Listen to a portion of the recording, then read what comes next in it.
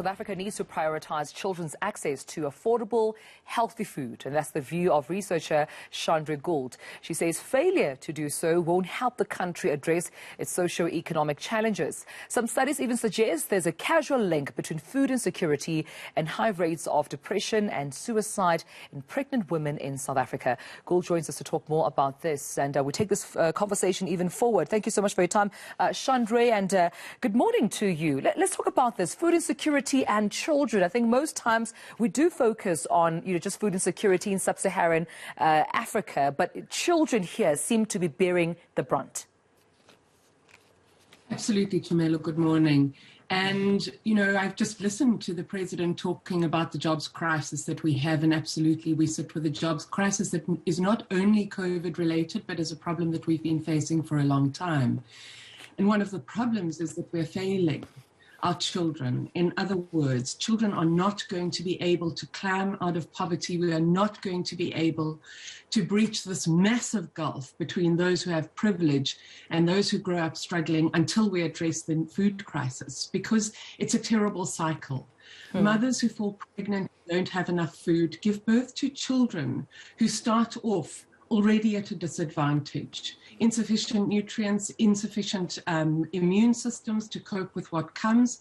Children who don't then get enough food at their schools, or if they're lucky enough to be at schools, or in their early years, are deeply affected by poor nutrition. It affects growth, affects your ability to learn, and it affects your health. So we have a double whammy. Mums who aren't getting enough to eat, are likely to be depressed, and that impacts their ability to stimulate, be responsive to their children. And then children not getting enough food, not being able to then have the energy, the ability to grow, to build their brains, and therefore to ultimately to enter into the job market. So we have this vicious cycle, and what it calls us to do is start thinking and planning for the future urgently. Yeah. And what are the consequences? Should we not be dealing with this matter urgently? Should we not be addressing some of these issues that you've raised in this conversation, Chandre?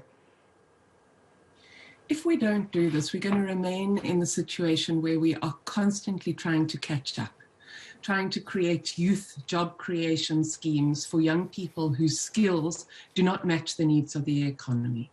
If we don't do this, we are going to continue to see that 1 in 4 children's growth 1 in 4 children in South Africa are stunted. Their physical growth has been hampered by not having good enough access to good food and nutrition. And children's food choices and their parents' food choices are shaped by huge forces.